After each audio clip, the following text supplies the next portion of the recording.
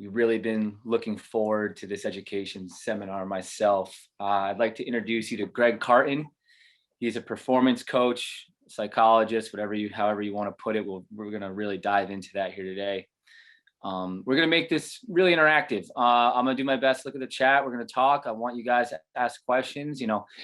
This is a person that I think a lot of us wouldn't really have access to normally. He's a friend of mine. I've known him for a long time. He's very generous, giving up some time today. So please feel free to ask away in the chat, and I'll do my best to kind of get in there and answer some questions also. Greg, welcome to the Met PGA Education Seminar here. Thank you so much for coming out. Yeah, thanks, Mike. It's great to be here with you guys. I appreciate it. So Greg is, like I said, he's a performance consultant, coach, founder of GC3, writes articles for golf.com and Golf Magazine. So Greg, why don't you just tell us a little bit about yourself? How long have you been doing this? And yeah, and I know from your past, you didn't necessarily think you'd end up in a performance coaching, especially in golf. So how'd you get here? Yeah. Thanks. I started, when I graduated from college, went back into education, and I worked at a boarding school and taught and coached there for a while. And then I'd always been interested in sports psychology, and, I played sports my whole life, and golf has been, in my family for forever. And I saw a program pop up at Boston University for a master's in sports psychology, which I didn't even know at the time existed, and went up and spent a year there and sort of fell in love with it and kept going. Ended up getting my doctorate there at Boston University. And even when I finished my doctorate, wasn't sure exactly what I was going to do. Was going to go back and work in schools and maybe teach. And then graduated and decided to start my own practice, and got an office and was sitting there just waiting for the phone to ring, basically. And got introduced to a young kid, just graduated from college a couple of years prior, who was a really good player and was struggling. And, he found some success, and it sort of went from there. And I got introduced to some of his friends, and then, was getting out at events and meeting people and doing, talks for different sections and stuff like that. And now pretty much specialize in just golf. I think a lot of the stuff I believe in applies, not that it doesn't apply to other sports, but because golf is a sport where we initiate the action and it's not reactive, it just applies so much smoother to the game of golf. And here I am. It's been about 10 years, and about 90% work with golfers, and work with everyone from PGA Tour players all the way down to beginners. And my approach is more, regardless of what level you're at, helping everyone find a little bit more enjoyment in golf, and not it's always going to be a game, and regardless of whether you play for your living or not, those who enjoy it more seem to play better. So that's really gist of my approach, I guess. We'll get into some of that, I guess, a little bit. So just so everyone knows, I have actually worked with Greg for quite some time now. I met Greg probably in 2013, and I was a member of the web.com tour at the time and trying to play on the PGA tour. And so, Greg is going to be open to kind of using me as an example here today about some stuff, specifically golf relation. And the reason I really wanted Greg to come on today is because, I've spent a lot of time in my career studying stuff like this. And I think that Greg's outlook is quite unique. And I think that whatever level player you are, or whatever it is you're looking to gain from this today, that there's something specific that you will definitely learn here today to help you, whether it's, trying to win the New York State Open, or trying to play a little bit better and feel more comfortable with your members, or maybe you have a little anxiety or some nervousness entering into a new lesson with a new client. This Greg stuff really is, for me personally, it was more, Greg, we've talked, it was kind of like life stuff, more specifically, more than just like in the moment on the golf course stuff, which in my opinion has become quite famous early on when golf psychology became a thing with, Rotella and stuff like that. I know most people have read those books and stuff. And I really feel like your outlook has been a little bit different. And I'd kind of love for you to talk about it, and I'll lead you into it. I'll use myself as an example. And when I came to you initially, we were talking about how I was trying to control my thoughts. Yeah. And I thought I had to think a certain way to play well and feel a certain way to play well. And I'd love for you to dive in on that, because I think your perspective and outlook on that is the best out here. Yeah. Thanks. Yeah. I mean, that's really where all this starts, all this work, this idea that, in traditional sports psychology, people would come to see us when they had nowhere else to turn. Like it was a bad thing if I have to go see a sports psychologist, it means something's really bad. So I'm going to go see this person and they're going to give me something to take with me. They're going to give me a mindset that I need, that all the best players in the world have. They're going to teach me how to think positive, how to block out thoughts, how to erase old memories. And I'm a big believer that that message is actually where a lot of our problems start. So I always use this example. I'll always ask players at first, when they playing their best, what are they thinking about? And the unanimous answer is, I don't know. I don't know what I'm thinking. And then I'll ask, well, did you show up that day and try to do something different, or did you have this sort of routine that you were going to go through, and that puts you in this mind frame? And a lot of them say, no, it just sort of happened. So my question is, well, then why are you looking for me to tell you what to think, when what we're trying to achieve is this sense of not thinking at all? And it's not thinking, it's that the thoughts that we are having don't register. We're not clinging to those thoughts. We're not responding to those thoughts. So a simple example is the golfer stands on the first tee and has a thought about hitting one out of bounds. And he's been told before that, well, that's a bad thought and you can't have those, and you need to change that thought. So now what this player is doing is fighting this thought, trying to rid themselves of this thought, all the while creating tension, which leads to a bad swing usually. And it doesn't take much tension to throw a golf swing off. So now they assume that because they had a bad thought, that's what caused the bad shot, when in reality, it was our attempt to rid ourselves of the bad thought that caused the tension that led to a bad swing. I believe that you can think anything you want and you can feel any way you want until you think it's wrong.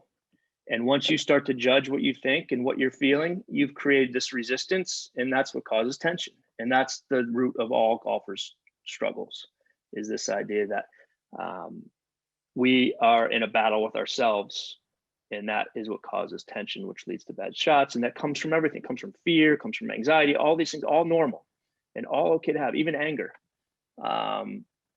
Perfectly okay until you think it's wrong.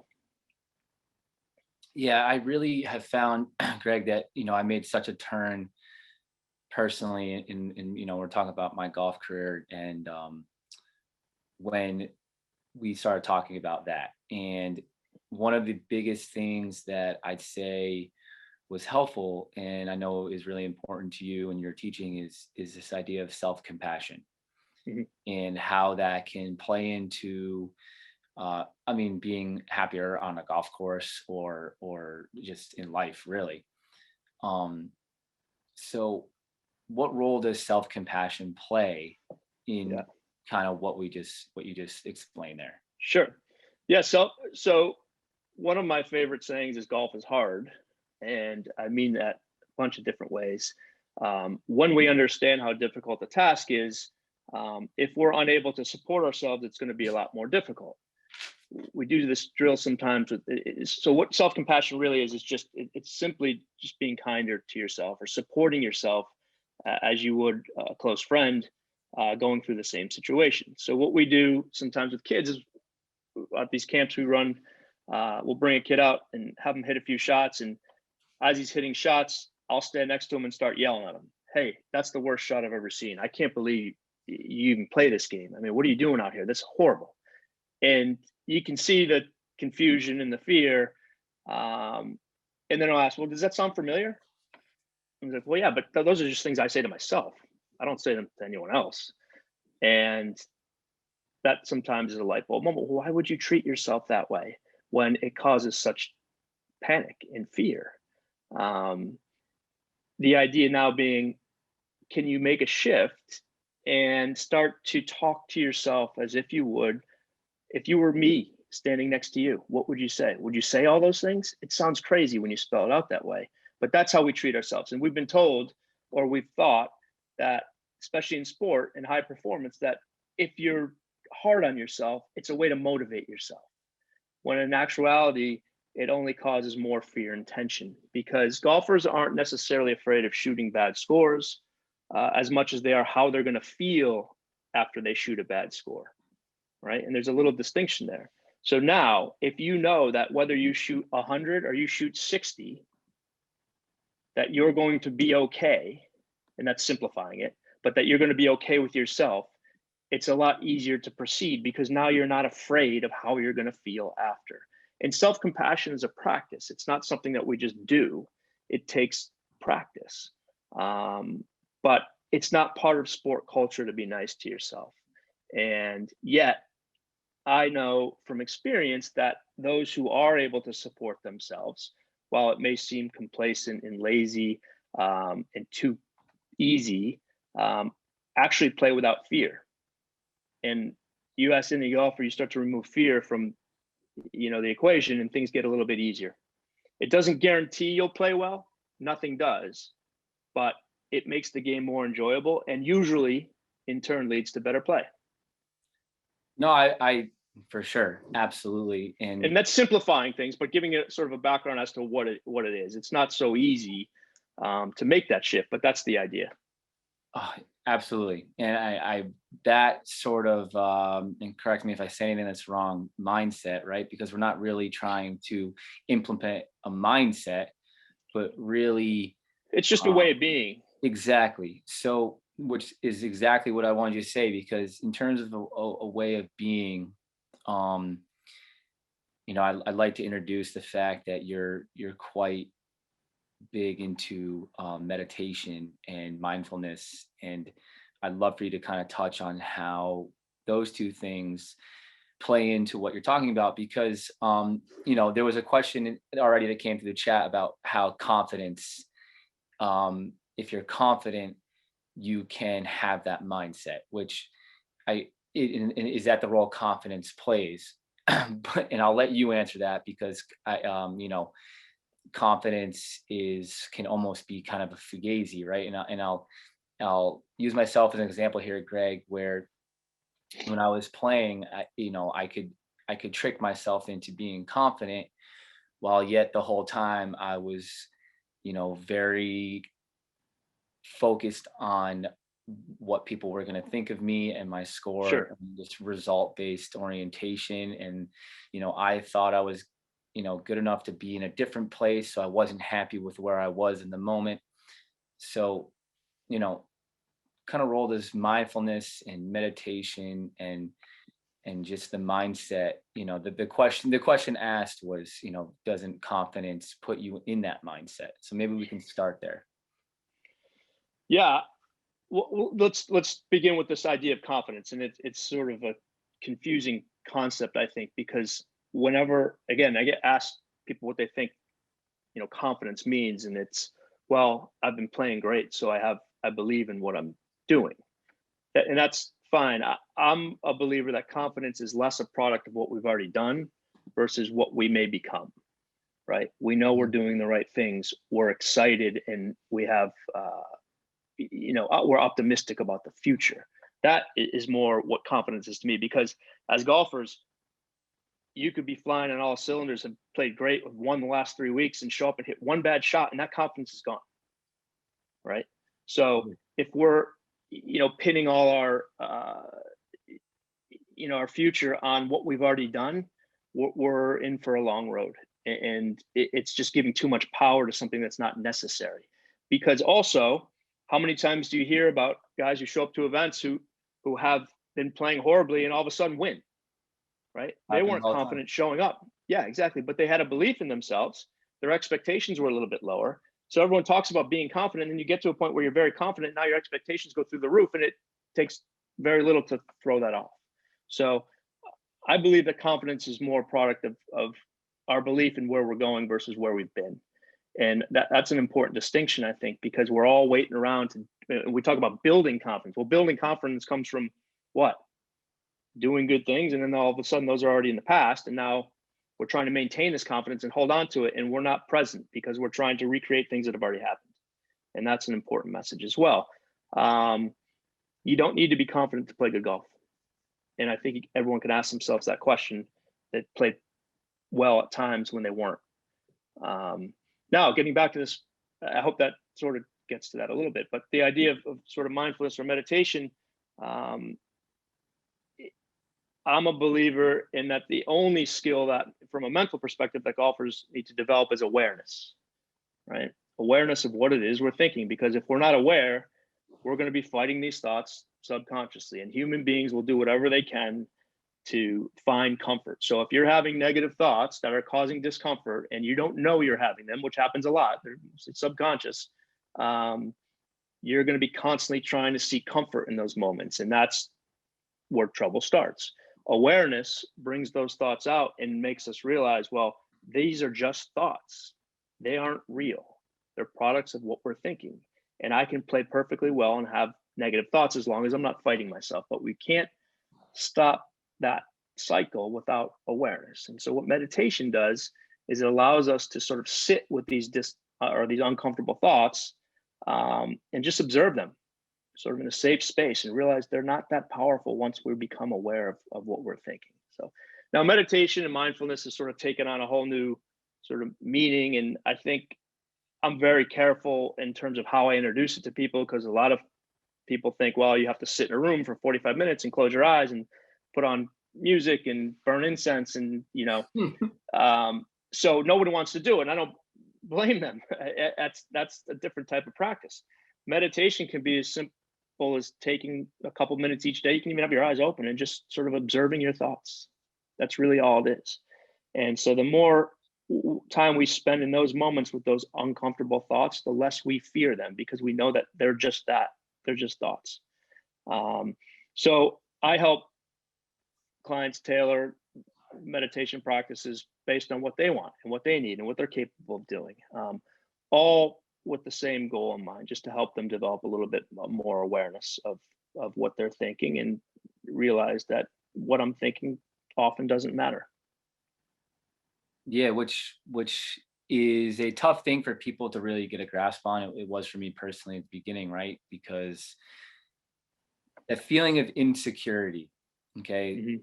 well, that's the exact opposite of being confident.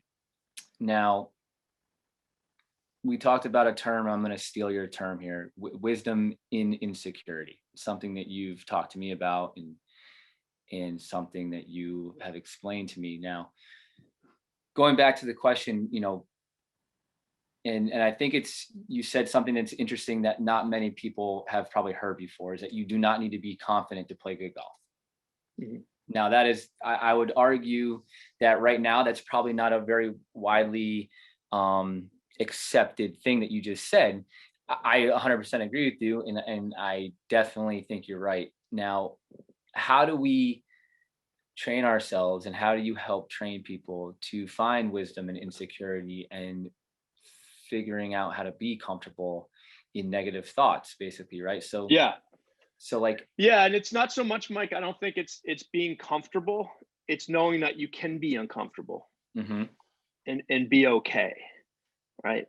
And I think that's an important distinction. And being insecure or even uncertain about what's going on in golf is so great in that it's fluid, right? Every shot is going to be a little bit different. If that were not the case, you'd hit one good shot and you'd continue to hit good shots the rest of your life. So the idea that every shot represents an opportunity to excel regardless of what's happened prior, right? Meaning we just assume we have to hit good shots to hit another good shot. And that's not necessarily the case. Oftentimes when we are playing well, how many times do people say, I just fell apart? I don't know what happened. All of a sudden, things fell apart. Well, if this confidence idea were true, then that wouldn't happen, right? But what does happen is when we get to a certain point, we start to recreate things or try to recreate things from the past. And what we're doing is missing opportunities that are right in front of us. And that's why it's hard to keep good rounds going, because we start to, or when you shoot a good round and show up the next day and you're trying to recreate what you did the day before, right? Versus interacting with your environment in that moment. So I think it's just as important to move on from good shots as it is from bad. And people struggle with that. But the idea is that if you can approach each shot as if it's brand new, well, that's what golf really is. And that's how you keep moving forward, because the last thing we want to do is try to recreate things that have already happened. People say, oh, you have to win to, you have to feel, you have to be experienced with winning to win. Well, everyone has to win for the first time, right? Yeah. And if you can approach it that way, that look, I possess enough skill to make good swings, that why would it matter if I didn't make a good swing in the last, so the next one's brand new. And sometimes we get so caught in this idea of trying to be consistent and string together, shots, that golf becomes really hard. So approaching it with that, you use the word sort of insecurity or uncertainty. We never know what's going to happen next, right? And that can allow us to be present in what we're doing right now. And that can be a really good sort of sweet spot to be in.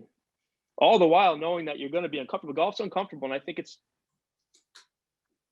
I won't say it's the only reason people play, but you ask people that question all the time, and they love golf because it's challenging. And if it were easy, there wouldn't be that many people playing it. Correct. So embracing that challenge, and this is what challenge is. It's the battle against yourself, right? And not getting in your own way. And so, I talk about our work as being skill access work, right? Like, we're trying to make you play better, trying to make people be the best you by accessing your skill, by getting out of your own way, by approaching each shot as if it's brand new. And that's cliche, but it really rings true.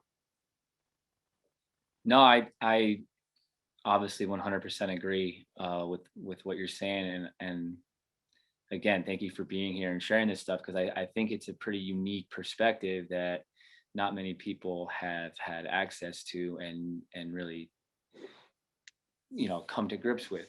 But the reality is, and I'm going to steal one of your things again, that the reality is that I think that with some sports psychologists and guys I talked to before you, there was this aspect of being able to train yourself to control your thoughts.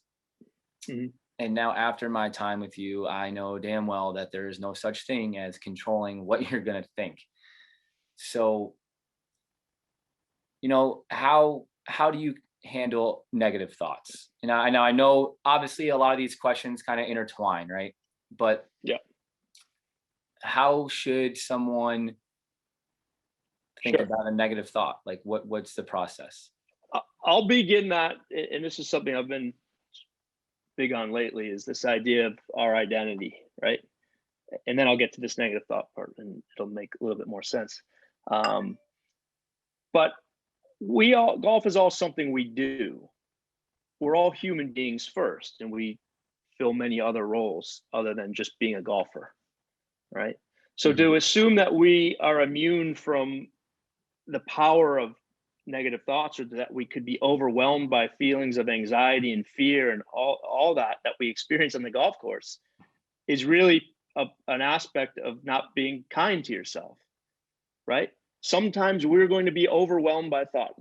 This approach to getting out of your own way is not all or nothing.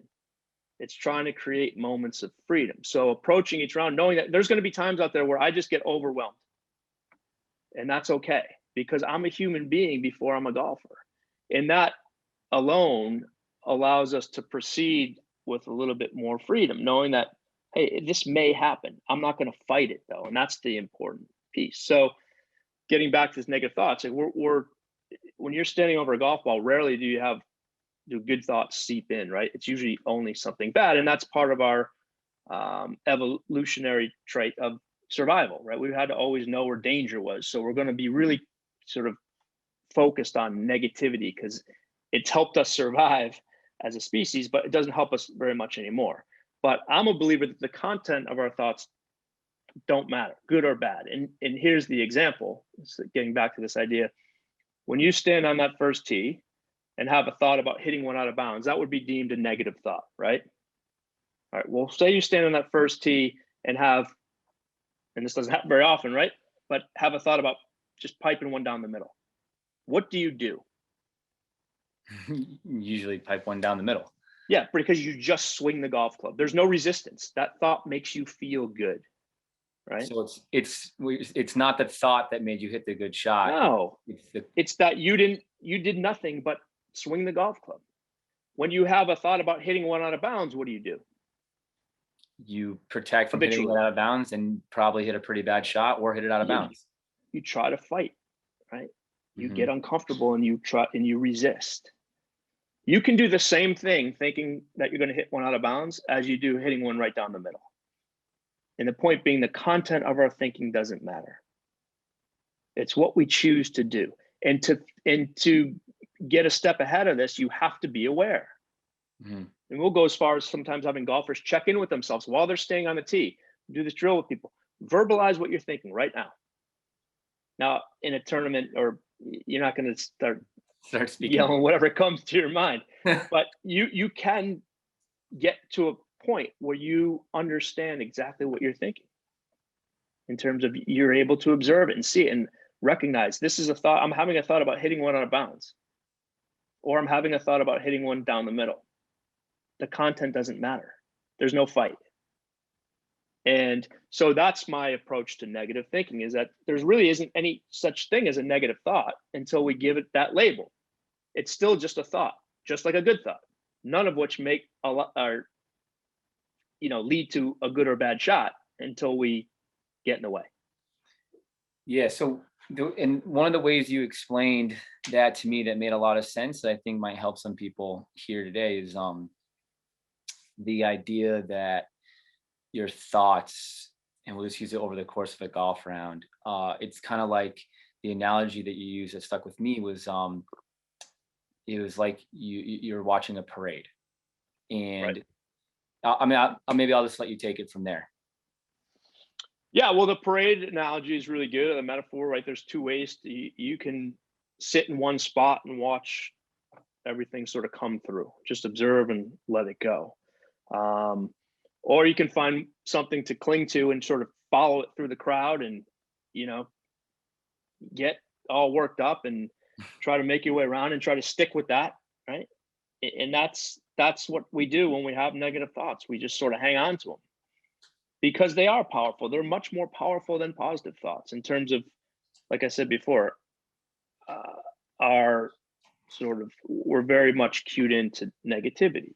We have a negative bias as human beings because it's helped us survive. So those are much more powerful than having what we would call a positive thought. Again, I don't like using those two terms, but so be the observer, right? Allow yourself to just sort of, and this is where meditation comes in, is this our ability to just sort of sit and observe our thoughts and feel uncomfortable, right? And the more time we spend in that space, the less we fear it. So the less we're going to fight. And again, this doesn't happen overnight. This is a life's work. I mean, there's Buddhist monks who've been practicing meditation daily for their entire lives who still get overwhelmed by negative thoughts because they're still human beings. So I think, again, dispelling this myth that there's this magical way to go out there and think all the time is not fair. It's not possible. And it's also not necessary for enjoyment. Mm-hmm. So it kind of leads me to, you said something earlier, and I'm going to kind of go from there with it, is, a lot of people think that to play really good golf, you can't be emotional, right? Mm-hmm. That you need this kind of very flat line, I want to be like Dustin Johnson, right? Mm-hmm. Now, you don't know what Dustin Johnson's thinking. You can see Right. that he acts as though he's flatlining, Right. but this whole thing where, now don't get me wrong, there's extremes, right? You can't be out there whipping around. Well, you know what? Terrell Hatton is a very mad golfer, one of the best Yep. players in the world, right? Breaks John clubs, Rahm. kills them every week. Yeah. John Rahm, mad golfer. Yeah. So what's the stigma about, I can't be emotional to play good golf? Like Yeah. That's part of golf culture, right? Unlike other sports, that emotion is sort of frowned upon.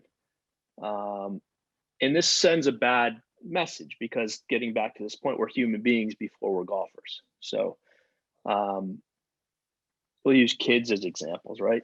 Coaches, parents, and teachers, all well-intentioned, spread that message. Hey, and the message being, right, you don't want to break clubs or get in someone's way, but the idea is that you don't want to show much emotion. You don't want to get mad on the golf course. You want to, hit a bad shot, you move on, just forget. Kid says, that's great, right? Sounds easy. He goes out on the golf course and hits a bad shot, and what does he do? Gets mad, right? Because he's a human being. He's frustrated.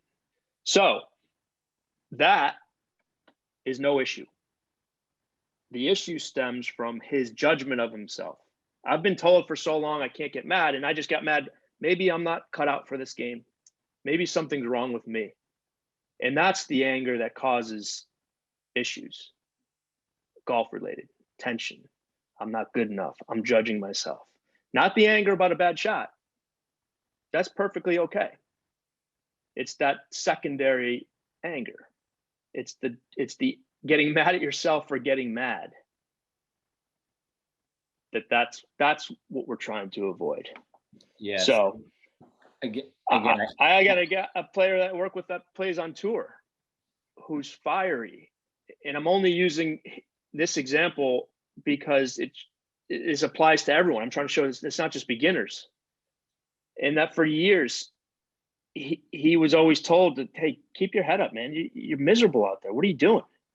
But that's who he was. We talk about you be who you are. Stop judging yourself for being who you are. And things start to turn around for him. For that, it's just simple shift. You remove that judgment, and a lot of good things can start to happen. Right? Allow yourself to be human. It's a hard game. You can get angry, you can get frustrated, you can get excited. It's why we play. But the second you start to judge yourself for feeling a certain way or thinking a certain way, now you've created a big problem. Yeah, totally. And again, I hate to use myself as an example all the time here, everyone watching, but like in this scenario, me and Greg have worked together before, and I'll put myself on the chopping block, and I invite you guys to enter into the chat here and ask about your feelings and maybe a situation you felt. But when I started talking to Greg, it was the first time in my life that I actually figured out that the way I was feeling in terms of getting angry at a shot or emotional wasn't actually about the golf shot. It was about, now the guy in my group thinks I'm going to suck. Now, I'm on the Canadian tour. I want to be on the web.com tour. I want to be in the PGA tour, but now those guys are going to think I'm not good enough. It really had nothing to actually do with the shot itself. It was the judgment that came after the shot. Greg just explained it. And I come to find out that was the first time anyone that I'd ever talked to had taken it that deep. And Greg, I obviously find that to be so interesting, and probably something that a lot of people never even get insight into to actually figure out, is that I would say 10 out of 10 people who are getting mad on the golf course, it's really not about the shot itself. It's about what they are feeling, judging themselves or someone else judging them, or now they have to go home to their wives and tell them they shot 83 instead of 70. And, what are they going to think of us? And now what are the members, they got to post my score and I shot 81, and they're going to post it in the locker room, and I have to answer all these questions, all these different things that come with a bad round of golf or a bad shot. And so when it comes to that stuff, and being able to not judge yourself is obviously one of the most important things I feel like we're kind of touching base on here. Mm-hmm. Now, again, a lot of these questions kind of double dip. How Yeah, do you get your guys to kind of train that muscle? sure. Um, we start by explaining why we do that, right? So there's nothing wrong with us for judging ourselves or caring about what others think, right? Hmm. But that's the other thing that people are told, well, you just forget about what others think. Like, go out there and just block all that out. And, well, there's a good reason why we want to look good in front of other people. And again, this gets back to how we've survived as a species. Our number one objective was to reproduce. This is going way back.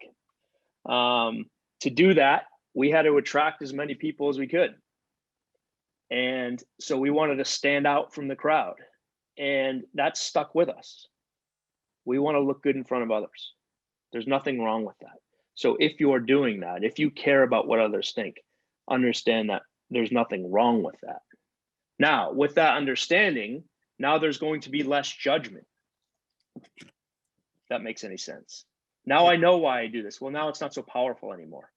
It's okay, right? Because again, all of that is still a product of what we're thinking. And what we said before was this thinking, our thoughts aren't real. They have no power unless we let them have power. So knowing why we do something keeps the judgment piece down. And it's the judgment that causes all the resistance, which causes the tension. It's a full circle. So that's the first piece, right? What you're doing is perfectly in line with being a human being, right? Remember, we're human beings before we're golfers. Now it's recognizing when we're doing it, right? And understanding why we're doing it and then returning to what we're doing. It's a process, right? Awareness, observance, and return. Over and over and over again. It may happen 100 times in one hole, walking down the fairway. How many thoughts all the time? It sounds overwhelming, but the more times we sort of practice and we become aware, the less power it has. And these aren't very tangible skills. There's nothing I'm going to give you that you can write down and do. All this work comes from shifts in understanding through conversations just like this. But knowing why we do something can unlock a lot of that power that those things have. So for you to care, everyone knew who you were. You had to post a score, at the club. Mike shot 90 in that qualifier. What's wrong with Mike? Right? That stings. That's hard. But there's a reason why you do that, why you care. Right? But the best part is, am I allowed to? Nobody gives a crap. Yeah, no one gives a shit. Right? Okay, you can say it. No one. Nobody Yeah, gives. no one cares. Really, nobody cares. And you ask yourself the same question: if Mike Ballo shoots a bad round, I'm going to get on with my life's going to be okay. Yeah. Right? So you got to be careful when you say that because that's obvious, right? And it can sometimes make it worse, but it's true. We're all out there dealing with our own stuff. Nobody cares what anyone else does. Even if you're playing in the same group and you're trying to impress clients and all that stuff, nobody really cares. But there is a reason why we care. And that understanding alone can help remove a lot of that judgment. I'm not a bad person or weak because I care about what someone thinks and I was told not to. So, and in turn, you get better at this, at the awareness of that, and the judgment of yourself and all that stuff that starts to kind of fade and fade and fade. And then all of a sudden a guy who was angry and emotional all of a sudden isn't that angry and emotional because the reasons why they were so angry and emotional is starting to dissipate. That's exactly right. That's exactly right. And those are all those thoughts and feelings are fluid. They keep moving. We don't hang on to them. So again, just maybe I'm clarifying a little bit. Again, I'll have to use me as an example, but of course I did not play my best golf and I was angry and emotional, but the reasons why I was angry and emotional, right? So that's right. You led me to learn that, start to figure that out. And then over time, all of a sudden I wasn't as angry and emotional. Yeah. And so again, it's interesting because guys I've talked to before, okay, there was actually a question. We have a few questions and we'll get to them. Sure. And one was quite interesting. It talked about, let me read it exactly, because it was a good, really good question. And it's from Herb Rubenstein. And doesn't getting madder after you hit a bad shot keep you from being able to evaluate what you did wrong immediately after the shot and figure out the right spot and how to fix it? So, Greg, I think that's kind of a loaded question for you, because I'd also like you to touch on your interesting perspective on preparation, especially in the golf world, and kind of this idea of being prepared. Yeah. Well, I want to get because Yeah. fixing is a dangerous word, I Yeah. think. Yeah, that's why I Right? wanted to read the question. It's a good question. Fixing, it's a great question. And so there's also a difference between evaluation and anger and frustration. And evaluation is fine, but how often do we get lost in a round of golf because we go down that rabbit hole of trying to fix everything that goes wrong? You know, as teachers, you know the difference between a good shot and a bad shot is so minute that sometimes it's almost impossible to control, right? Physically. And the more time we spend fixing something that's not broken, right, we can create other issues. And now golf feels really uncomfortable. So, getting back to this, golf is hard. It's not necessary to hit it perfect all the time, right? And there are times for sure where it's important to make adjustments as you go. But I think the fixing along the way during a round of golf can be troublesome. I know very few people, even at the highest level, who have made mid-round fixes that have gone the right way, right? And I think in those situations, the best thing we can do is put ourselves in the best position to make a good swing. Overwhelmed with technical thoughts in those moments it makes the game that much. It's not impossible, but it makes it that much more difficult.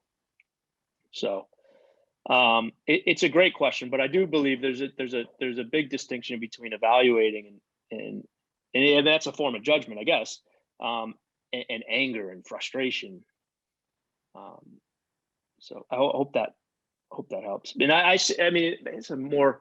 I know, but I would also argue that the guys who were playing at an elite level are not self-evaluating every single shot that they hit, even if they No, are. and they also have, I think, a much better sense of their own swings and what they're working on, and know exactly more than the average, even the good club players. Yeah. So it can be a dangerous road to go down, that fixing while you're out there and evaluating each shot in the hopes of making things better. Mm-hmm. Because oftentimes it doesn't need to get better. Yeah. Well, exactly. Well put. Well, I was texted a question, and it's a good one, and it's something that every single player deals with, from the world elite to a 12-year-old kid standing on the first tee. What about the idea of first hole jitters? The first tee shot. It just really, it's something that you can't even get past. I remember everyone's dealt with it. So what's your idea of that, those first round jitters? Or the first tee shot jitters, even more specifically. So I think what happens, I think what happens is oftentimes people mistake anticipation for anxiety, right? And then we approach it as if we're anxious and something is going to go wrong versus we're excited to play. And they can feel very similar. Heart rate increases, palms get a little sweaty, arms get a little stiff. Can simply be, especially on the first tee, anticipation, excitement about what's going to happen versus dread about what's going to happen. So prior to that, experience, going through a little checklist with yourself. Is this anxiety or is this anticipation, excitement? All of which are products of peeking into the future, which hasn't happened yet, right? So if we're anxious and we're fearful, what we're doing by doing that, we're trying to control that, and we're going to try to avoid that future that we don't want, right? If it's excitement, that we don't do anything, we go play. Trying to make that shift between, again, both of which are just products of thinking about what might happen, good or bad, and both don't matter. So using those jitters as a cue to, hey, I'm spending too much time focused on what I'm thinking versus what I'm doing, and let's observe and return to what we're doing right now. And again, that may happen over and over again. I think there's this misconception that once we're aware and we come back to what we're doing, that's it. That's all I need to do. But it can keep coming, and you keep going through the same process, right? Now, there's other techniques. Maybe some people like to use breathing or things to sort of slow themselves down a little bit. But I think awareness alone is all we really need as golfers, and it takes practice. Mm-hmm. But so two things there. One, recognizing the difference between anticipation and anxiety, right? And also understanding that these are still both products of things that haven't happened yet. And our focus needs to be on where we are versus what might be. Yep. It's one of the words that I think I like from you, I could be wrong here, is the anxiety gap, that we're trying to either avoid and or control what's going to happen. Yeah. Instead of going into that moment and just, it's do less. It's always do less, right? Always do less. And to know also that first tee jitters, anxiety, anticipation, all that stuff, perfectly in line with being a human being. So there's no judgment there. Right? I think sometimes people think, oh, I'm supposed to show up and be ready to go. Right? Without no thought, without no sensation, just be ready to play. And that doesn't happen. So those things are all okay, whether it's anxiety or anticipation, all okay. Mm-hmm. I definitely agree. Let's go back into the chat here. There's some questions coming in, Greg. Are there systems you like to keep us focused? Are there systems you use to keep one of your players focused? Like decade or other strokes gained or percentage stuff shot. Cody Smith asked that. Yeah. I think that might have to do a little bit with in round and kind of other, practicing and staying focused on. Yeah, I think decade's great, and the stuff that Scott does is awesome. If only, and there's many more benefits to it, it removes a variable. Right, so you have something to fall back on each time. There's something solid to sort of fall back on, and I think he's done a really good job with that. I've never gone through the program, but I've talked to Scott a few times, and it simplifies things. Really, is what he's doing. It's the same kind of thing. It's stripping away, making the game a little bit easier, regardless of whatever level you're at. In terms of stuff I do, some of my guys have mantras or things that they sort of come back to when they recognize that things are getting a little out of hand. They'll just sort of place their focus or attention on one specific spot. Again, with the understanding that it might not stay there. Right. That's okay. And a wandering mind is perfectly okay as long as you know it's okay. Some guys get too focused, right? And they just sort of burn out, and it expel a lot of energy.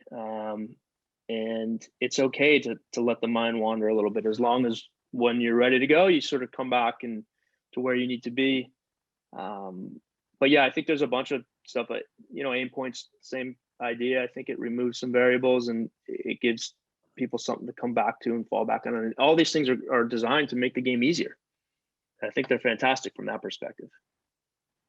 We got a really interesting question, and it's from Kevin Rodine. Said, what if you're one of the people who gets really jacked up for that first tee shot, hits a great first tee shot, and then you seem to not be able to refocus throughout the rest of the round on, you do the exact opposite. The first tee shot's the best one. Come out the firing. Most focused, you're the most in the moment. And then all of a sudden, by the 18th tee, you're the exact opposite person.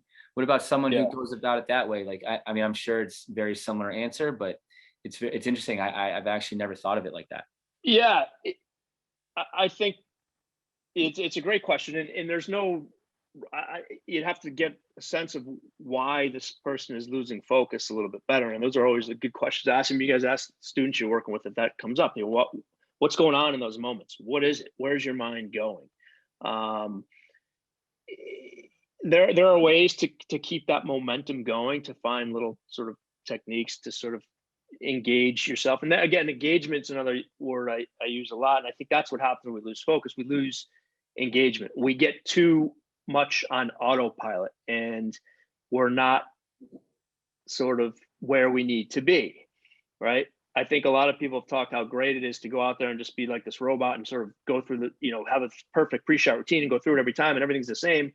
But what happens is we miss out on engagement, right? The idea being, if you were to brush your teeth with your opposite hand, how engaged would you be in an activity that's pretty mindless most of the time, right? That would it would be, the whole activity would take on new meaning. Or writing your name with your opposite. Or there's a technique for people who are trying to lose weight where you just eat with your opposite hand, because it takes time and it slows you down. So there's a great term called novel distinction, which is one of my favorite psychologists named Ellen Langer uses. That's her definition of being mindful, is adding something different to daily routines. And I'm a big believer in this. So maybe for this player who loses focus, let's find something that you're going to add to your round that's a little bit different than usual to keep you engaged. And it could be anything. It could be carrying your bag on the opposite hand. It could be, there's countless examples of things that this novel distinction to add to something so that it keeps you engaged. And this is why I'm not a big believer in pre-shot routines, because they sort of forced mindlessness. And I'm a believer that we need to be more engaged versus mindless when we're playing golf. Golf is a game that's constantly changing. Every shot's different. Let's not make it the same. Yeah, I mean it's an interesting, it's an amazing perspective, and obviously I've adapted that and adopted that from talking with you. I think that's probably when you just said that, I think some people probably went, huh?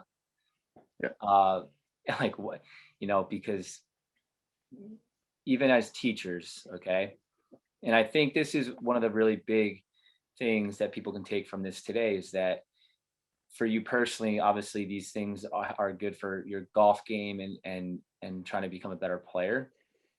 I've come to find out on a personal side that a lot of what I've talked about and learned from Greg, if I drop one or two of these tidbits in a lesson, I swear to God, the people you're teaching, they go, oh my God, that's like, and you can really, really get them and hook them with some of these kind of mental insights and different thoughts and processes to engage with your students better. Yeah, well, that's a good example. How many of you guys are teaching, 7, 8 lessons a day? By those last few, I don't care who you are, you're not going to be engaged. So maybe add something a little bit different to your environment that'll help keep you engaged. Turn on some music or do something. I mean, whatever.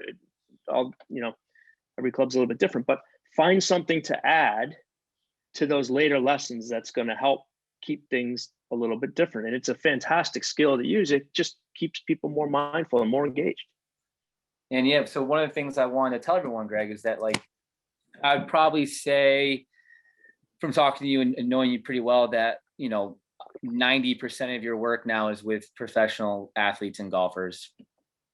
But you did have some time that you were working with salespeople and in the business world, talking about the same thing. And one of the things I thought that people could take from today also was you just kind of touched on it.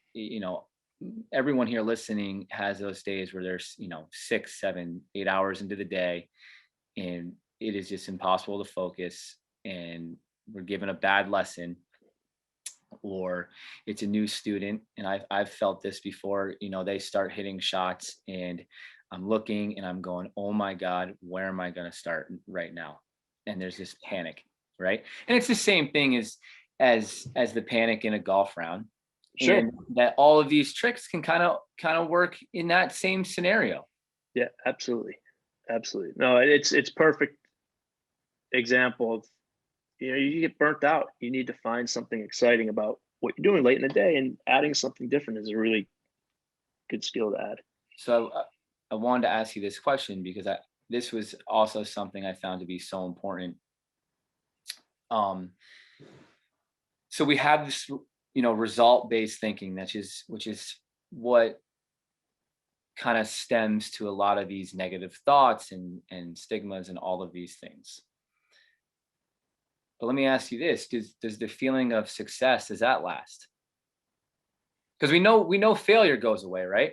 Yeah, Now, does this now, what about success? Because we're all here trying to have some sort of success. I want to break 70 for the first time. I want to win sure. a first systems event. I want to win a major. I want to play in the PGA. I want to shoot the course right. Whatever that quote unquote Yeah, goal and level of yeah, success is.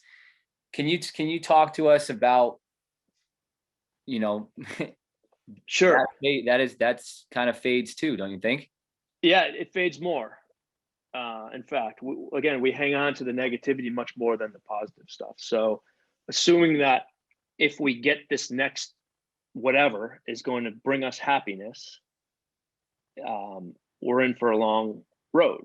And this is human nature. And this part of this keeps us motivated. Like, I want to set a goal. I want to, win a tournament this year. But to assume that that's going to be, that's going to bring you happiness for the rest of your life is setting yourself up for failure. And I just say to guys all the time, take some time to just enjoy where you are, because this is the progression of professional golfers. Oh, I just got to get my tour card, and then I just got to get my first win, and then I'll be happy. And then now I got to win again, because I don't want to be the guy that just wins once. And well, now I got to win a major.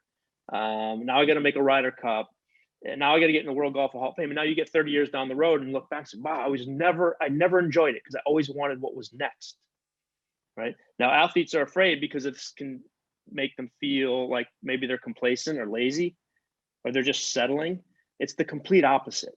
If you can't find enjoyment along the way, the game is going to beat you down. And you say that about anything really in life, but to take some time to say, and do this with your students, wow, look how far you've come. Your swing looks so much better than this is awesome. And they're going to be, yeah, but I still haven't broken 80 yet and I haven't done also. Yeah, but you're making such progress. This is great, right? You've done a really good job. And it's easier probably to help others do it than it is for ourselves. But to be able to take time to stop and just connect with where we are right now is really, really powerful. We'll never be able to rid ourselves of that sort of wanting, but the more we're aware and our understanding, that the less power maybe that's going to hold over us. So if you know that if you qualify for the US Open, it's going to be fleeting. You'll be happy for a little while and then it's going to go away. That's sometimes easier than thinking it's going to be, this life-changing experience. And it's going to be, I'll never, and those are true, but the happiness goes away. You see it with guys that went on tour. Yeah. They wake up the next morning and they're right back where they were with a little bit more money. And they're fighting again. So pitting our hopes in one specific, accomplishment can be really, it could be a big letdown. 100%. And then, the idea of, this is where I talked about it earlier, kind of linking up what we're talking about just in terms of your life happiness, Mm-hmm. a little bit more than your happiness playing around in golf, and the idea of Totally. like, fulfillment. And basically everything we're talking about here, if you get a little bit better at it, a little bit at a time, they all kind of come together and everything can kind of improve. So we had another question in the chat here, Greg. In how do you get yourself or a client over the constant thought or fear of the bad shot or swing? Sometimes it's easier to want to think about it in the good and the fear, or does the bad outweigh it? Yeah. And, So you kind of touched on that a little bit, but yeah, and but people want that, right? They're going to ask you all the same question. How do I get over this fear? And the answer is, people don't want to hear what the answer is. What they want to hear is, oh, you just do this and then it's gone. That's what they want to hear. They don't want to hear you don't do anything, right? Yeah, you don't get over it. You accept You it. don't. It's part of what we do, but you don't have to get over it. And the more you can befriend those thoughts, that's kind of cheesy, but the idea that the more you are accepting that you're going to have these thoughts, there's nothing wrong with you for having these thoughts, the less power they have.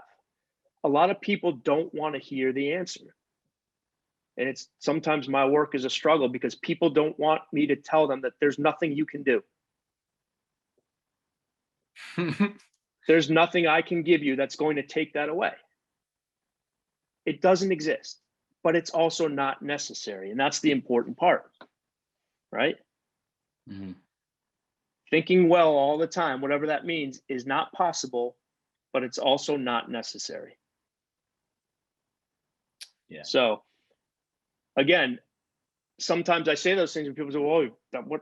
Like, thanks, but it's the truth. If we were able to do that, we would have figured it out by now. But we also don't need to. So knowing all these things, the thoughts about a negative now, it doesn't mean they're not debilitating and uncomfortable, and that sometimes we're going to be overwhelmed. But that the more you bump up against those thoughts, right?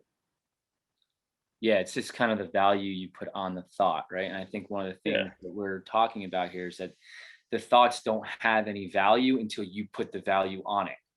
Yeah. There's a great saying that I like to use, like, people think they get hurt by falling out of a tree, right? You ever hear that? This is an old story. It's not the falling out of the tree, it's hitting the ground. When you bump up against those thoughts, that's where the pain comes from, not the thought itself. That's a little goofy Yeah, story, no, but the idea is right. It's just yeah, it's the resistance. It's bumping up against those thoughts. It's thinking we shouldn't be having them. It's judging ourselves. mhm. And it's really hard because there isn't much to do, and that can be challenging.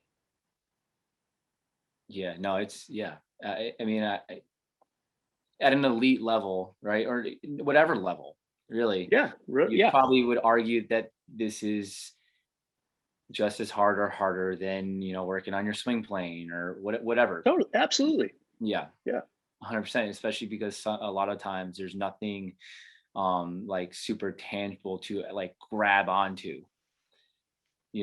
So hmm, there's a few other questions coming in I'd like to touch on. sure.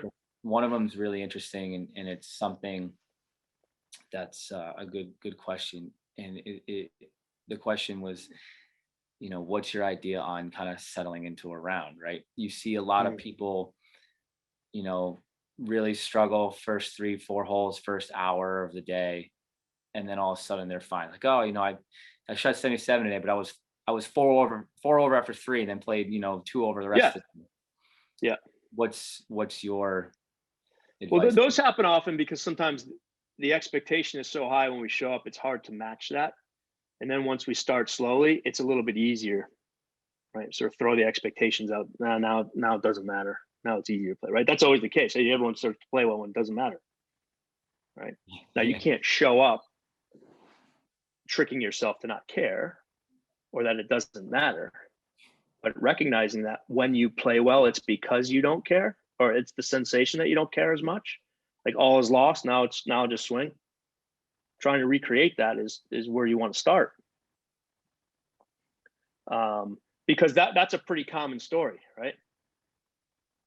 I think that's probably the reason why I think this question is such a good question is because it it really is pretty much the embodiment.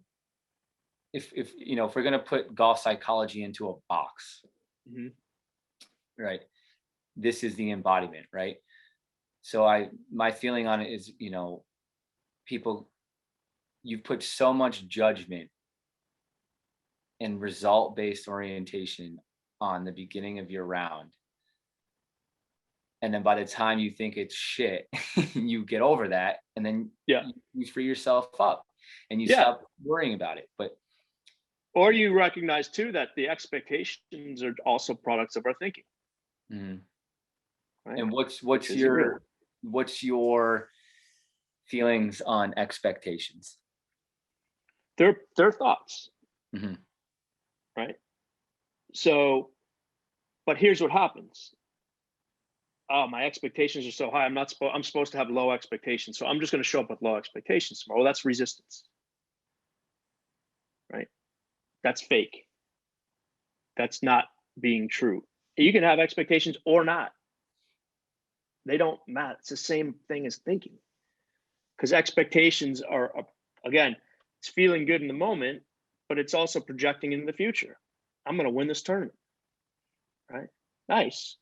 But you can't create that. You can't manufacture that if it's not authentic, but it doesn't need to be. Yeah. I think we get too hung up on that idea that we, oh, I my expectations were so high, I played bad. I couldn't live up to it. Well, it doesn't really matter. Or I played great and I had low expectations. Right. Yeah. 100%. So there was another good question in the chat here, and hopefully you can touch on it. Is would you say Tiger in the early 2000s would be a perfect example of being perfectly accepting of himself and his surroundings? I do, it's hard. Tiger's one of the best athletes in the history of the world, Yeah. right? So he had some things figured out. But I look at Tiger Wright as someone who, it's a really interesting example, right? In those moments, didn't judge himself, played golf at a very high level, was very focused, did all these things that seemed to be right until it all came crashing down. Right? The judgment became so much that he imploded, Mhm. not golf wise, but just in life. Mhm. And it's a sad story and continues to be. And because I think finally now everyone, so concerned and interested because a lot of people can relate to what's going on. Now, Tiger's personality didn't suit a professional golfer, especially someone at his level. Didn't really like interacting with people. And that's really tough. And I think that caught up with him after a while. But when he was playing at his best, that was one of the most incredible things to watch. He was just engaging with what he was doing over and over and over again without judgment. I think Brooks Koepka is a good example of that now.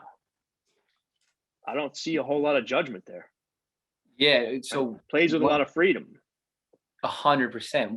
And you're kind of touching on a question that was also asked again, is how does someone's personality kind of play into their ability to do this Yeah. or make good golf swings and stuff like that? And you're starting to touch on it, so I just want to mention to you that was actually the next question that was actually. No, it's a good question, and I think the more authentic you can be without judging, the more freedom you're going to create for yourself. And so I always use Brooks as this example because people say, "Oh, I want to think like Brooks. He's like mentally tough. He's out there. He's blocking everything out, and he's like a beast."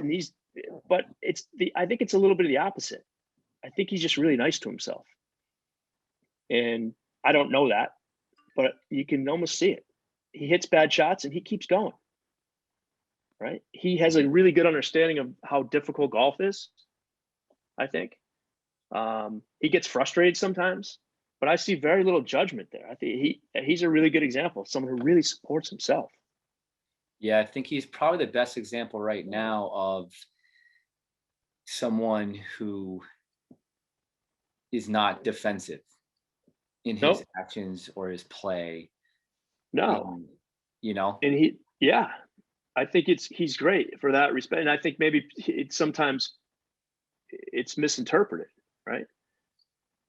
But I see a lot of he's fantastic for that in that regard.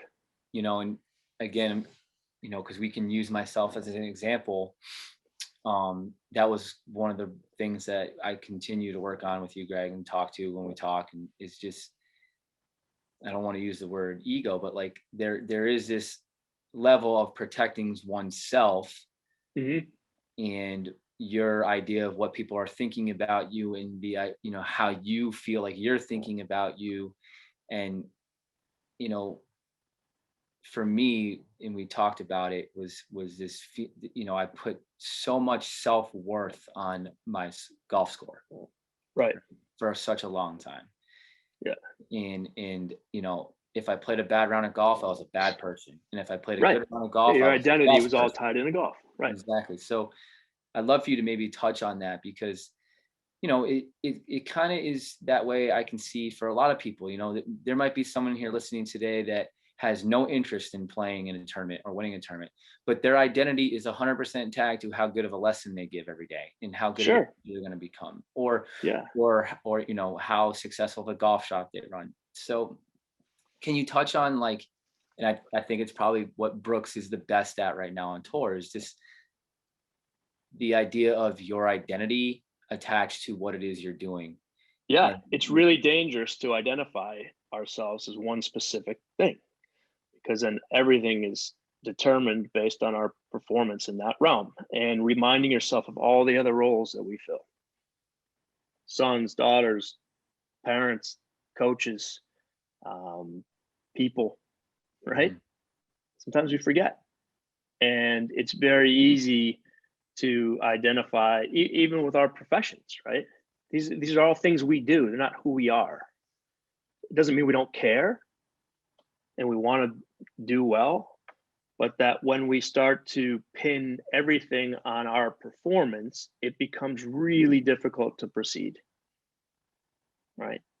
And constantly reminding ourselves that we fill other roles that are just as important can help in that regard. If you're not going to remove it, but that, again, that awareness and understanding can be really powerful. Yeah, 100%. And like I said, I think it's, and then honestly, when I looked around, I think it's something that a lot of people deal with. And, for everyone listening, Greg was kind of the first person to explain it in that way, because everything was trying to do previously, and it kind of ties into the question about your personality, right? Now, Greg, obviously, I know you agree that maybe something different than what you're saying might work for someone else, right? Yeah, for sure. And but the idea that you have to be in such control all the time Hmm. uh didn't work for me, and Right. doesn't work for a lot of people. And everyone else I had talked to before was all about, you got to control yourself, control yourself, control yourself, control yourself, control yourself. And a lot of what we're touching on here today, and a lot of what you're talking about, is kind of not Right. trying to control anything. Yeah, it's just a little bit easier to proceed that way. And there's, again, and there's a psychologist who asks this question of his clients, and it's a good question. Like, who would we be in the absence of judgment? Right. Now, it could be a little chaotic, but we'd be much happier. And a lot of our sort of pain and suffering comes from judgment of ourselves. And it relates to golf in a lot of ways, and teaching and our jobs and everything. That it's the judgment that causes all of our pain, not our actions. Mhm. Yeah. So Greg, what for you, you know, I know that you're always still trying to learn, and you're reading a lot and stuff like that. Who are kind of some of the influences right now for you? And you know, what kind of role does Eastern philosophy playing in everything you're yeah, talking about? yeah, a lot. And again, a lot of this, the judgment stuff and self-compassion work. So there, Kristen Neff, who is one of my favorite, and she's big in self-compassion research. And Anthony DeMello is an old, well, he's unfortunately died, but has written a lot of great books on, um, I don't know, Eastern philosophy as it relates to life, and in a really interesting way. And Ellen Langer, who's sort of the mindfulness, Western mindfulness guru, is one of my favorites. And yeah, I love just learning more about how we can treat ourselves better, because I just don't think we do. Um, and everything in terms of performance, I think, stems from that. And um, and it's tough because things have been taught in a certain way, and sort of breaking down some of the misconceptions that we don't always have to be perfect. and we may never rid ourselves of these issues, but that we don't have to. Yeah, those are the people that I'm amongst others, but sort of really into right now. Yeah, that's great. I mean, because we all, beyond here today, need something to kind of keep this going. In my opinion. Sure. So Mitch Gray just asked a question, which is actually great timing because I was going to talk to you about this kind of self honesty as well, right? Self compassion, but at the same time, this idea that you got to be really, really honest with yourself, kind Hmm. of before you can get out of your own way, essentially. But Sure. what are some questions we can ask our students that will help give us an honest assessment of their mental game? I feel like some average golfers don't realize how much their mental game might be hurting them. Yeah. Yeah, that's a great question. I think, right, a lot of, especially younger players, just assume they're playing bad because they're hitting it bad. When I think most of the time it is because they're, getting in their own way. If they've developed a certain level of competency, technically they should be able to recreate that, when they compete at some point. And if they're not, it may have something to do with, what's going on upstairs. So asking them, I always ask clients this question, when things are going well on the golf course, what are you experiencing? And when things aren't, what are some of the things you're experiencing? It's a simple question, but it gets people thinking. And outside of that, there's other than following them around while they're competing, there's not a whole lot you can do to get them to start thinking about that. And sometimes it takes a little while for them to come up with some answers, but usually that's enough, in my experience, to get them to get the ball rolling. And there's, other questions. So, do you find yourself when you're playing well, being able to maintain that? Or, if you start slow, what are some things that happens, more specific stuff. But I think just that simple question of, things are going well, what's going on? And when they're not, what's going on is a good place to start. Yeah, 100%, Greg. And Mitch, I mean, I'm not an expert, but I think one of the things that's helped me personally in my teaching is that because it stems to expectations, Greg. And Hmm. I think a lot of amateur players watch too much TV and their Right. expectation when they grab a 7 iron is, well, I need to be hitting this to 15 feet every time, otherwise I stink. Yeah. And Right. so when I kind of, maybe you explain to them the proximity of the hole and the average on the PGA tour, and all of them guess, oh, 12 feet.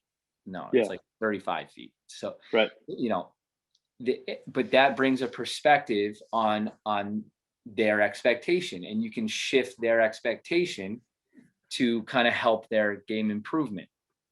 Yeah. Now, which Greg is one of the things I kind of want to ask you about is like, what's your like feelings on learning skills? Like, I know we've talked about it, about kind of working your muscle and getting better at this stuff. And it's a process, Yeah. but I don't do a as lot of skill teachers, development yeah, stuff, but transferable skill work in terms of how you practice is important. And um, because there is a lot of talk about, well, I hit it great in the range, but I can't bring it to the golf course. And well, oftentimes people aren't practicing the right way.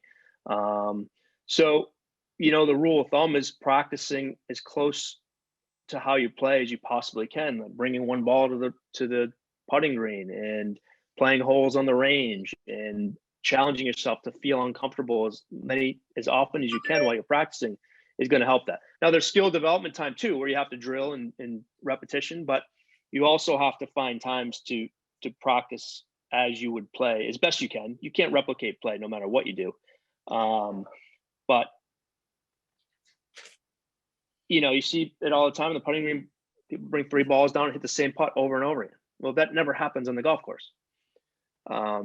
Good for skill development, but those people aren't working on skills in those moments. They're just trying to make putts. So simple things like that. But I always, fall back on. yeah. Which, you know, one of the interesting things that I learned from you, and I think your perspective on preparation. So, guys, Greg spends a lot of time on tour. You know, we're not going to talk about specific client stuff like that, but what do you like? I'm assuming you're there from like Monday to Thursday, right? So in terms of your work with these elite players and their quote unquote preparation, right? And we talk about practice rounds and oh, I'm going to hit it here and creating game plans and all of these things. I would love to hear your take on the preparation and kind of the experience you're having with these guys at tour Yeah. events in Yep. you know, that which is probably the best interaction you could be having with guys that you're working with, because it's actually on the golf course, which you know you can't be there on Thursday morning on the course, Right. but you can be Wednesday afternoon. So Yeah. We don't do a lot different than this, even though it's on the golf course. I mean, there's specific stuff, but it's a lot of conversations. It's checking in what happened last week and what are some of the things you're expecting for this week. And but the practice round piece is really interesting in that most guys they lack so much engagement in these practice rounds because they're like on autopilot out there and they're gaining zero. In fact, they're making things worse. So this just happened this week. Where we were on the golf course and he was playing by himself for 9 holes and hitting it all over the place and getting upset and what's going on. Joined up with 2 guys at the turn by accident and all of a sudden turned it around. We talked after. Did you learn something there? There was no engagement those first 9 holes. You're just out there hitting shots. You think you're out there because you think you have to be out there. You're getting nothing. And then you get paired up with 2 other guys, and now it somewhat replicates what you might be doing in a tournament. You want to, you don't want to hit it bad in front of these guys, all this stuff, and things start to turn around. So finding ways to stay engaged in those moments, I'm surprised the best players in the world still are miserable and don't know what they're doing during practice rounds, or what they're trying to accomplish. They'll hit a few tee shots, they'll get up on the green, they'll hit a few putts, they'll go chip, get a sense of the the rough and how it is in the bunkers. But outside of that, that's all they need to do, most of them, because the rest of the time they're out there. Now, a lot of guys will play games and against other guys, and that's great too. I think that's really good because that's sort of replicating playing. But it's always interesting to me how many people struggle because they're doing it mindlessly. They don't know why they're out there. There's no engagement.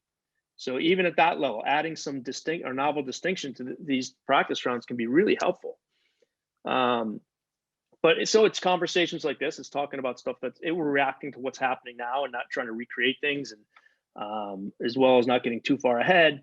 And everyone's a little bit different, but that's sort of how it goes. And then spending social time with them. And our work is it's 99% relationship based. It's trust. It's getting to know people, and that's really important.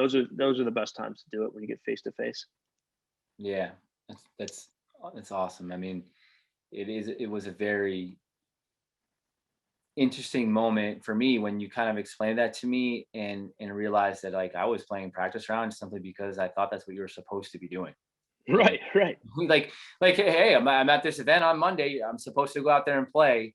Yeah. And and it's why I think I'd argue that you find a lot of guys now are spending more time kind of playing a 9-hole game one of the days, and it's a lot Yeah. less, and I think They're getting all the same benefit. They're seeing the golf course. Mhm. So I always ask when I'm not with people, my students, college kids and high school kids, or are you going to go play a practice round? Okay, what are you going to try to accomplish in that practice round? Keep that in mind. What are you trying to accomplish out there? I don't know. I'm supposed to see the golf course. That's not enough. Otherwise, don't go, or just walk the course. And I think take it a step further too, for people that might be like, well, why wouldn't you want to see? And I think it stems back to like, you're not going to be able to replicate that moment anyway. Right. Seeing it or not, no shot is the same, no moment's the same. So if you're trying to create this game plan where like I'd love to hit it here, then love to hit it here, and love to hit, the second that you get out of that can start to feel like you're doing something wrong, right? I mean, and every day is different. My dream is for one of these players to show up to a tournament on Wednesday night without a practice round. It happens rarely, and win, and see how well they play. Because if you don't know what's coming next, you can be really focused on what you're doing right now, and that's gold. Once you've played a course a few times and now you have these expectations as to where you need to hit it and what this, and the conditions are constantly changing, it's really difficult sometimes. There's important things you need to know, but not much.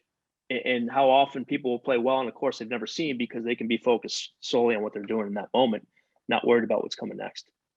Mm-hmm. Mm-hmm. We got another good question here in chat, Greg. It's we see it at all levels, but what would your general assessment be of the process in which, when the big moments arise, players start to play poorly, choking, blowing up, etc.? What has been a successful approach to help earn better results in big moments?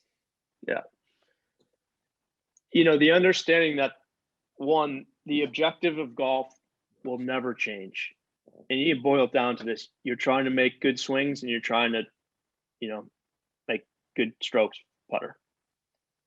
The only thing that changes is the stories that we tell ourselves, right? So a big moment is still, the essence of golf is still the same. You're still trying to do the same thing. But what's changed is the story, what it means. What if I do this? Nothing changes other than those stories. And once we start to really embrace this idea that these stories are just products of what we're thinking, we can come back to the essence of what we're trying to accomplish, with the understanding that it's going to be difficult because sometimes the stories are overwhelming, but they're just stories. They always will be. What you're trying to accomplish on the golf course will never change. Whether you're playing at the Masters or you're playing by yourself on a Sunday afternoon, you're still trying to make good swings. And that will never change. But what does change is these stories that we tell ourselves. So be included in those stories, recognizing, hey, this is just a story I'm telling myself, is our best defense. With the understanding that I may not be able to handle it. May be too tough sometimes. It may be a lot. But there's nothing I can do prior to prepare myself for a big moment other than just go through it. Yeah. You can visualize all you want about being in a big moment, which can be beneficial, but it's still going to be overwhelming. And assuming that a visualization practice is going to help you through those sometimes can be setting up a false expectation. So. And I think that rings true, right? And it's one of the things that I say, that even the definition of a big moment is different for everyone, right? Yeah. Someone here today, their big moment might be the playing interview that they take this fall. They're down to the last 2 or 3 Sure. guys for the head pro job, and you step on that tee with those 3 board members and you got to play the round of golf. That's a big moment. That's probably the same feeling that Pete Ballo gets when he has a 1-shot lead on the 18th tee at the section championship. Yeah. So these quote unquote big moments, again, there's no real definition of what the big moment is, because that's all about your perspective on what a big moment is. Like, right, we create those. My big moment is a lot different than the 18 handicaps big moment, especially when we're talking about golf. That's kind of what I want to lead you into, is that the term big moment, that's something that we make and create anyway. Yeah, through stories we tell ourselves, right? So that job interview, whatever you were just discussing, your objective is to still go through the interview, whatever that means. It's the story you tell yourself about, what if I don't do it well, or what if I get this job and this is going to be the best thing ever. All those are just stories that take us away from the task that we're trying to accomplish, if we let them. Mm-hmm. Now, let me ask you this, Greg, and we kind of touched on it. Have you seen, or do you know anyone who's like perfect at this, or is this just a continuous life battle here that continues? It's a life's work. There's no perfection, but you don't need to be perfect. Mm-hmm. Like, we just say golfers a lot, you're just trying to create moments of freedom every once in a while. Right? Not all the time. Right? Because guess what? You can still play golf at a high level and be completely miserable. Yeah. Right? If your one objective is to play, you can still do that. But it's just moments of freedom here and there, and detaching a little bit from some of the results, and being a little bit less judgmental, and not to overwhelm yourself and think you have to completely revamp the way you think, right? Or who you are. So, no, yeah, that's a simple answer. No. Yeah. Yeah.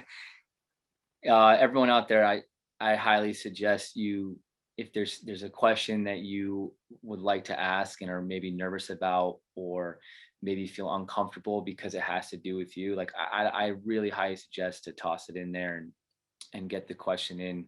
We're only going to have Greg here for a few more minutes. And Greg, thank you so much for being with Yeah, us. no problem. And look, Mike, people are more than welcome to reach out. If you want to give them my information, they can shoot me an email anytime. hmm hmm Just to kind of wrap things up here, Greg, uh, how, everyone on the PGA Tour has a swing coach, right? Everyone has a trainer. The work that you're doing, do you see this becoming something that's pretty normal Yes, especially on for tour? sure. Yeah, for sure. I think um, I would say almost everyone has someone that they've talked to or do talk to um, in some regard. hmm I'm biased, but I think it's necessary and important, especially it's a circus out there. And it helps just to have people you trust, Yeah. just to share ideas with and bounce questions off. And, um, there's a stigma attached to mental health. And um, so, I try to help, chip away at that a little bit as best I can. And it's pretty light. And we have a good time, and you can have fun and do some good work at the same time. It's not coming in the office and lying down on the couch for an hour a week. And um, it's that's not what this is. We can get to the same type of work, but in a much more laid back, approachable environment. And I'm a big believer in that. 100%. I would highly suggest everyone listening, if you've found something to be really interesting here today, and maybe something a little bit different that you want to learn more about and kind of get deeper into on a personal level, I would highly suggest reaching out to Greg and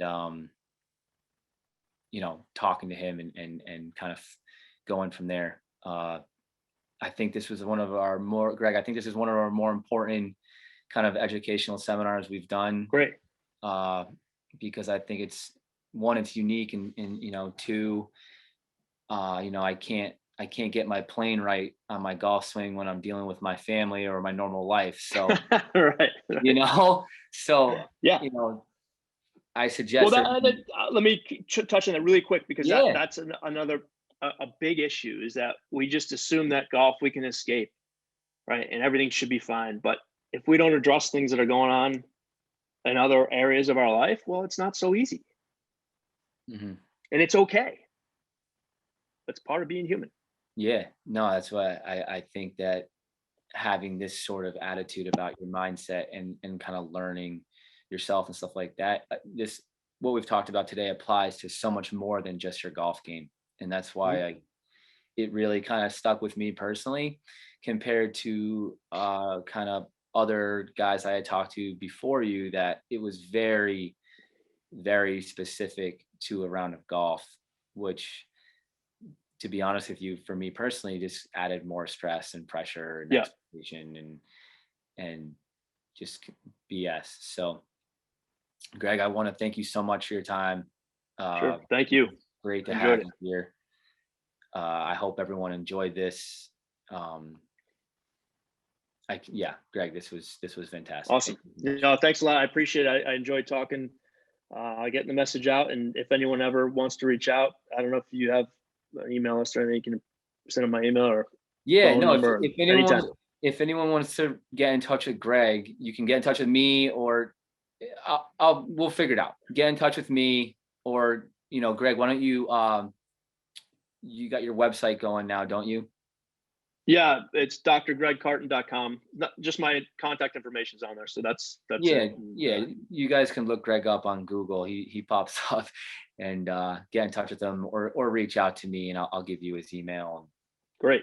Like I said, I would highly suggest that if this was something that you were considering or really wanted to, and this was something that you used to kind of get some insight, and you want to dig deeper, I would highly suggest that you uh, reach out and talk to Greg here. Thanks, Mike. Greg, thank you so much for your time. Really Yeah, appreciate thank it. you all. Thank That you was everyone awesome. for chiming in and having some great questions. And I hope everyone got something out of this. Greg, I'll see you soon. Sounds good. Thanks, Thanks, buddy. everybody.